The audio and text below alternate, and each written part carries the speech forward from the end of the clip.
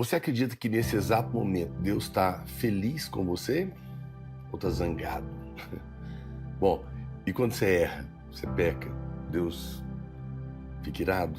Como que ele reage? Você quer saber como realmente Deus está olhando para você e o que ele está sentindo por você?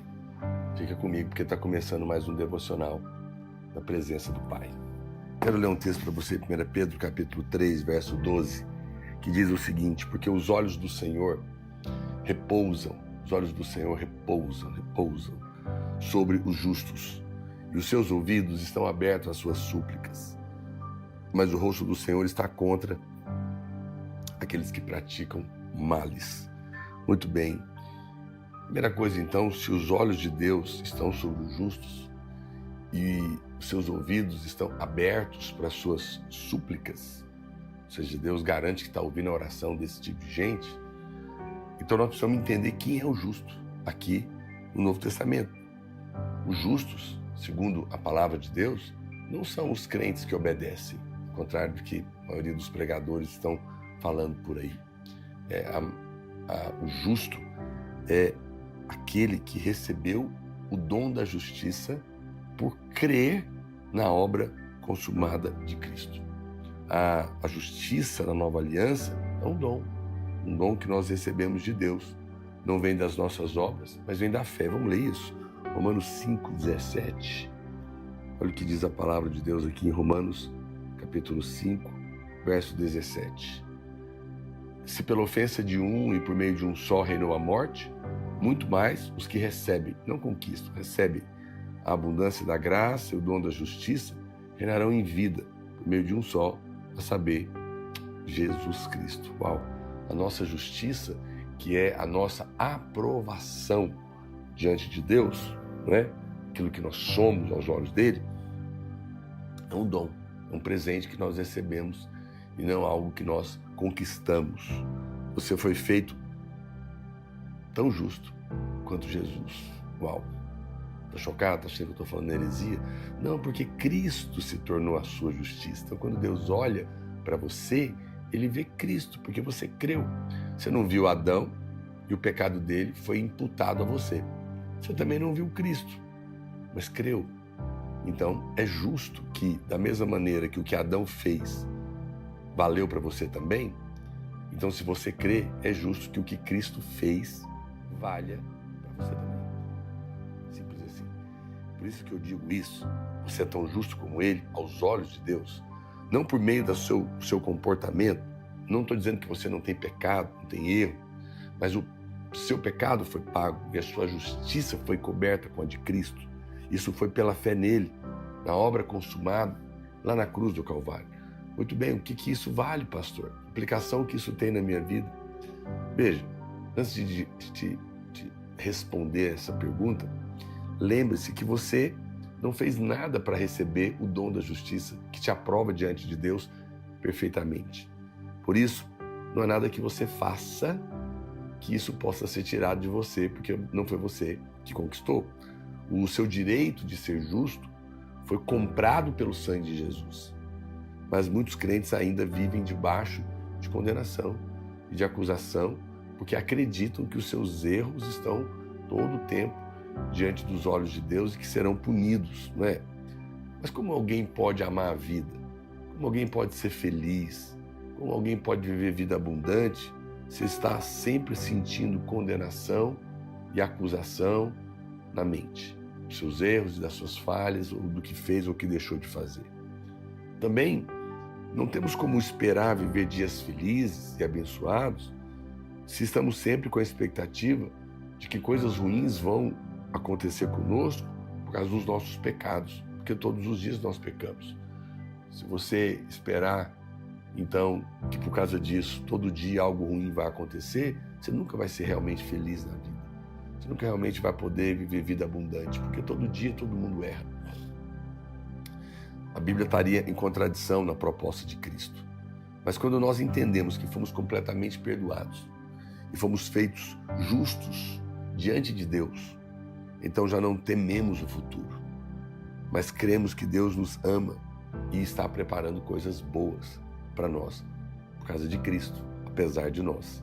Pedro diz, aqui nesse texto que eu li, que os olhos do Senhor repousam sobre os justos. Os seus ouvidos estão abertos às suas súplicas. Veja, se Deus ouve as nossas orações, então nós podemos ter a certeza que amaremos a vida e viveremos dias felizes. Porque se Deus vai responder a sua oração, então certamente a sua vida vai ser uma bênção e vai valer a pena de ser vivida, não é verdade? A razão porque muitos crentes vivem uma vida infeliz e nem mesmo amam de verdade a vida é porque acreditam na mentira de que Deus está zangado com eles por causa dos seus erros. Estão sempre com a sensação de que não fizeram o suficiente, estão sempre se sentindo em falta. Por causa disso, vivem uma vida que, na verdade, não amam, né? Olha, no momento, essas pessoas pregam que Deus cura, mas no outro declara que Ele mandou uma doença para ensinar-lhes uma lição, uma coisa estranha. No momento, diz que Deus os faz prosperar e no outro lhes dá pobreza para aprenderem a humildade. No momento, Ele perdoa os pecados deles, mas depois eles são responsáveis pelos seus próprios erros. A verdade é que algumas vezes creem que Ele os ama, mas quase sempre sentem que Deus está zangado com eles. Simplesmente não dá para amar a vida e viver dias felizes vivendo desse jeito. Isso é uma esquizofrenia espiritual. Mas por causa da obra consumada de Jesus, a ira de Deus não pode mais estar sobre nós, porque todo o nosso pecado foi depositado sobre Cristo e pago na cruz. Toda a ira de Deus por causa do pecado caiu sobre o Senhor Jesus lá na cruz. E se toda a ira já caiu sobre Jesus, então Ele não pode mais estar irado conosco. Nós não estamos mais debaixo da velha aliança, segundo o qual Deus às vezes estava feliz com as pessoas e às vezes zangado. Hoje, Ele tem total prazer em você por causa de Cristo. Vamos escrever isso? Pega aí o seu caderno de anotação ou escreve nos comentários. Por causa de Cristo, hoje, Deus tem total prazer em mim. Escreve aí. Por causa de Cristo, vírgula. Hoje, vírgula. Deus tem total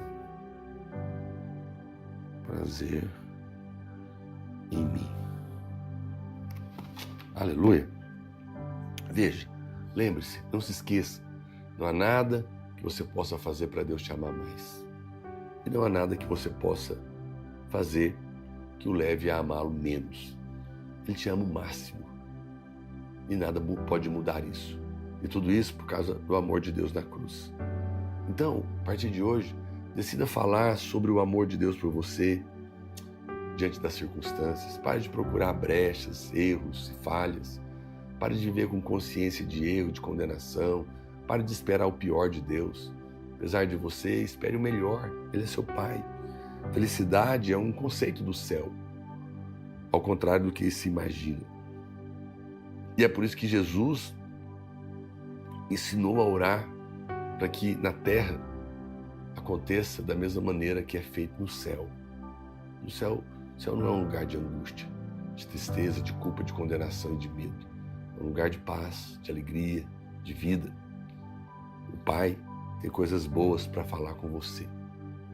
Pare hoje, mude a sua mente em relação a Deus. Ele não está zangado com você, você está perdoado. Ele está feliz com você, apesar dos seus erros. Ele não está feliz com os seus erros, mas Ele tem prazer em você do mesmo jeito. Meus filhos erram, fazem coisas que eu não gosto, até me entristecem, mas nada disso muda o meu amor e o meu prazer por eles. Simplesmente porque são meus filhos. E se eu que sou mau, sou assim, imagina Deus conosco.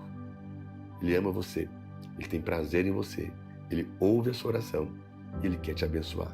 Fala com Ele agora mesmo e receba desse favor imerecido do seu Pai. Amém? Eu vou orar por você, mas antes lembre-se que assim que eu terminar essa live, eu vou salvar, pega o link, compartilha nos grupos de WhatsApp para abençoar alguém e não se esqueça de se inscrever e estar conosco aqui no canal, no nome de Jesus. Pai, eu abençoo os meus irmãos e oro para que eles tenham revelação no pleno conhecimento da Tua verdade. Conheçam o seu amor por eles, sua graça. Saibam que o Senhor não está zangado com eles, mas o Senhor tem prazer neles. Dessa maneira, eles possam ter a fé necessária para viver dias que valem a pena serem vividos. No nome de Jesus. Fique na paz. Deus te abençoe.